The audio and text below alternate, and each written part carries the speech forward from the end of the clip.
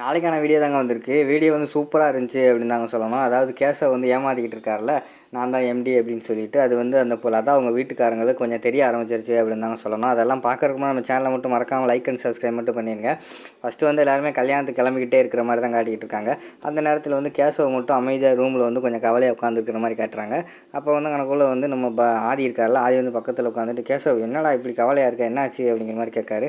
இல்லை மச்சான், எனக்கு நீ நீ பண்ணதை நினச்சா ரொம்ப கஷ்டமாக இருக்குது. ஒரு பக்கம் வந்து சந்தோஷமாக இருக்குல்ல, அதாவது கல்யாணம் பண்ண போகிறோன்ட்டு. ஆனால் இன்னொரு பக்கம் வந்து கொஞ்சம் கஷ்டமாக இருக்குடா. இதை வந்து எத்தனை நாளைக்கு தான் நம்ம சமாளிக்க போகிறோன்னு தெரியல.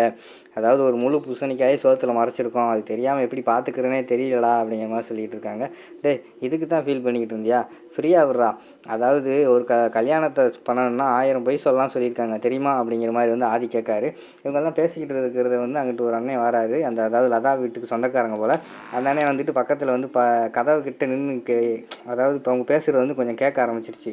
என்ன ஏதோ பொய்ன்னு பேசிக்கிட்டே இருக்காங்களே, நம்ம மாப்பிள்ளையோட ஃப்ரெண்டும் ஏதோ பொய்ன்னு பேசுகிறாங்க, இதில் ஏதோ உண்மை இருக்குன்னு நினைக்கிறேன், இதை நம்ம ஒட்டு கேட்கலாமா அப்படிங்கிற மாதிரி யோசிச்சுக்கிட்டே இருக்காரு.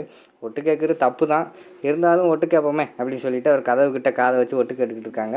அதுக்கடுத்து வந்து நம்ம கேஷவ் வந்து பேசுகிறாரு. மச்சான், ஒரு பொய் சொல்லலாம் மச்சான், ஆனால் அந்த ஒரு பொய்யே பெரிய பொய்யா இருக்குடா. இந்த ஒரு பொய்யை சொல்கிறதுக்கு நம்ம வந்து இன்னும் 999 பொய் சேர்த்து சொல்ல வேண்டியிருக்கும்னு நினைக்கிறேன்டா அப்படிங்கிற மாதிரி கேஷவ் சொல்கிறாரு. சரி சொல்லுவோமே, இப்போ என்ன ஒரு பொய் சொல்கிற நமக்கு இன்னும் 999 பொய் சொல்ல தெரியாதா? ஒரு 1000 பொய் சொன்னோன்னு சொல்லிட்டு ஒரு ரெக்கார்டு நம்ம வைப்போமே. கல்யாணத்துக்கு ஒரு பழமொழி இருக்குல்ல, அந்த பழமொழி வந்து உண்மையாக்கிடுவோம் அப்படிங்கிற மாதிரி வந்து ஆதி சொல்கிறாரு. டேய் மச்சான், விளாடாரா அப்படிங்கிற மாதிரி சொல்லிட்டு கேஷவ் வந்து சொல்கிறாரு. உடனே ஆதி வந்து சொல்கிறாரு, சொன்னது சொல்லியாச்சு, முடிஞ்சு போச்சு. நாளைக்கு வந்து கல்யாணத்துக்கு நம்ம கிளம்பணும். இப்போ அதை நினச்சி ஃபீல் பண்ணுறதுனால ஒன்றும் ஆக போகிறது கிடையாது. அதனால் ஹேப்பியாருடா அப்படிங்கிற மாதிரி கிச்சன் காட்டுறாரு. உடனே நம்ம கேஷவும் சிரித்து நல்லா சந்தோஷமாக இருக்கிற மாதிரி காட்டுறாங்க.